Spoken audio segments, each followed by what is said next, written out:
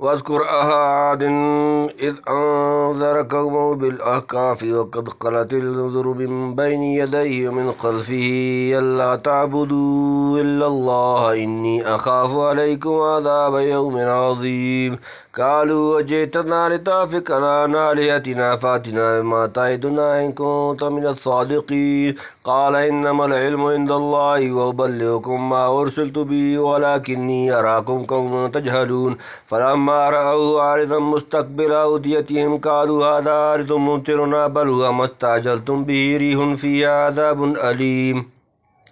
تدمر كل شيء بأمر ربها فأصبحوا لا يرى إلا مساكنهم كذلك نجزي القوم المجرمين ولقد مكناهم فيما مكناكم فيه وجعلنا لهم سمعا وأبصارا وأفئدة فما أغنى عنهم سمعهم ولا أبصارهم ولا أفئدتهم من شيء إذ كانوا يجهدون بآيات الله وهاق بهم ما كانوا به يستهزئون واذكر عاد إذ أنذر قومه بالأحقاف وقد خلت النذر من بين يديه ومن خلفه ألا تعبدوا إلا الله إني أخاف عليكم عذاب يوم عظيم واذكر اور یاد کر اخا عاد عاد کے بھائی اذ انذر جب اس نے ڈرایا قومہ اپنی قوم بالأحقاف احقاف میں وقد خلتی اور گزر چکے النذر ڈرانے والے من بین یدیہ اس سے پہلے ومن خلفی اور اس کے بعد اللہ تعبدوا کہ تم عبادت نہ کرو الا اللہ کے سوا انی اخاف بے شک میں ڈرتا ہوں علیکم تم پر عذاب یومن ایک دن عظیم بڑا اور یاد کر عاد کے بھائی کو جب ڈرایا اپنی قوم کو احقاف میں اور گزر چکے تھے ڈرانے والے اس کے آگے سے اور پیچھے سے کہ بندگی نہ کرو کسی کی اللہ کے سوا میں ڈرتا ہوں تم پر آفت سے ایک بڑے دن کی یعنی حود علیہ السلام جو عاد کے قومی بھائی تھے مؤلف ارض القرآن بلاد الاحقاف کے تحت میں لکھا ہے یمامہ عمان بحرین حضرموت اور مغربی یمن کے بیچ میں جو سرائے اعظم الدہنا یا ربع خالی کے نام سے واقع ہے کہ وہ آبادی کے قابل نہیں لیکن اس کے اطراف میں کہیں کہیں آبادی کے لائق تھوڑی تھوڑی زمین ہے خصوصاً اس حصہ میں جو حضرت موت سے نجران تک پھیلا ہوا ہے گو اس وقت وہ بھی آباد نہیں تاہم عہد قدیم میں اسی حضرت موت اور نجران کے درمیان حصہ میں عاد ارم کا مشہور قبیلہ آباد تھا جس کو خدا نے اس کی نافرمانی کی پاداش میں نیست و نابود کر دیے یعنی حود علیہ السلام سے پہلے اور پیچھے بہت ڈرانے والے آئے سب نے وہی کہا جو حضرت حود علیہ السلام نے کہا تھا یعنی اے خدا کی بندگی کرو اور کفر و معصیت کے برے انجام سے ڈرو ممکن ہے قوم عاد میں بھی حضرت حود علیہ السلام کے علاوہ اور نذیر آئے ہوں واللہ سبحانہ وتعالی عالم قالوا وجئتنا لتأفكنا عن آلهتنا فأتنا بما تعدنا إن كنت من الصادقين قالوا بولے اجئتنا کیا تو ہمارے پاس آیا لتأفكنا کہ تو پھیر دے ہمیں عن آلهتنا ہمارے معبودوں سے فاتنا پس لے آ ہم پر بما جو کچھ تعدنا تو وعدہ کرتا ہے ہم سے ان كنت اگر تو ہے من الصادقین سچوں میں سے بولے کیا تو آیا ہے ہمارے پاس کہ پھیر دے ہم کو ہمارے معبودوں میں سے سو لے آ ہم پر جو وعدہ کرتا ہے اگر ہے تو سچا یعنی ہم اپنے آبائی طریقہ سے ہٹنے والے نہیں اگر تو اپنی دھمکیوں میں سچا ہے تو دیر کیا ہے جو زبان سے کہتا ہے کر کے دکھلا دے قال انما العلم عند الله وبلغكم بما ارسلت به ولكني اراكم قوما تجهلون قال اس نے کہا انما اس کے سوا نہیں العلم علم عند الله اللہ کے پاس ہے وبلغكم اور میں پہنچاتا ہوں تمہیں ما ارسلت جو میں بھیجا گیا ہوں بھی اس کے ساتھ ولكني اور لیکن میں اراكم دیکھتا ہوں تمہیں قوما گروہ لوگ تجہلون تم جہالت کرتے ہو کہا یہ خبر تو اللہ ہی کی طرف ہی کی ہے اور میں تو پہنچا دیتا ہوں جو کچھ بھیج دیا میرے ہاتھ لیکن میں دیکھتا ہوں تم لوگ نادانی کرتے ہو یعنی اس قسم کا مطالبہ کرنا تمہاری نادانی و جہالت ہے میں خدا کا پیغمبر ہوں جو پیغام میرے ہاتھ بھیجا گیا وہ پہنچا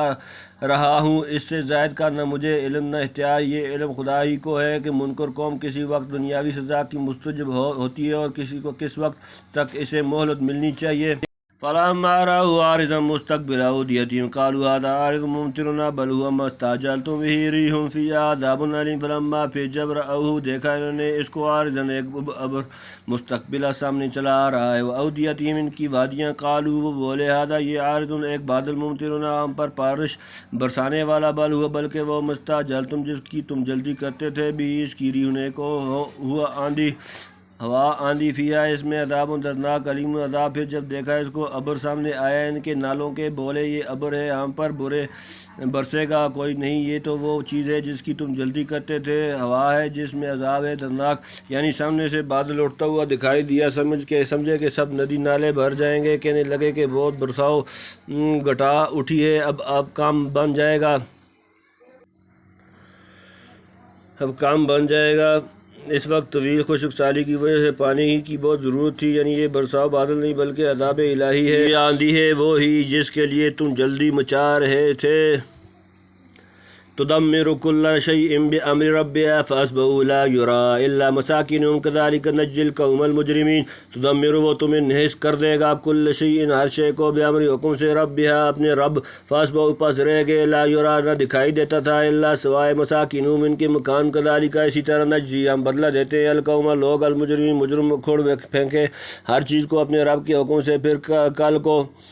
رہ گئے، کوئی نظر نہیں آتا تھا سوائے ان کے گھروں کے۔ یوں ہم سزا دیتے ہیں گناہ گار لوگوں کو۔ 7 رات اور 8 دن مسلسل ہوا کا وہ غضبناک طوفان چلا، جس کے سامنے درخت، آدمی اور جانوروں کی حقیقت تنکوں سے زیادہ نہ تھی۔ ہر چیز ہوا نے اکھاڑ پھینکی اور چاروں طرف تباہی نازل ہو گئی، آخر مکانوں کے کھنڈرات کے سوا کوئی چیز نظر نہ آتی تھی۔ دیکھ لیا اللہ کے مجرموں کا حال یہ ہوتا ہے، چاہیے کہ ان واقعات کو سن کر ہوش میں آؤ، ورنہ تمہارا بھی یہی حال ہوگا۔ وَلَقَدْ مَكَّنَّاهُمْ فِي مَاءٍ مَّكَّنَّاكُمْ فِيهِ وَجَعَلْنَا لَهُمْ سَمْعًا وَأَبْصَارًا وَأَفْئِدَةً وَمَا أَغْنَىٰ عَنْهُمْ سَمْعُهُمْ وَلَا أَبْصَارُهُمْ وَلَا أَفْئِدَتُهُم مِّن شَيْءٍ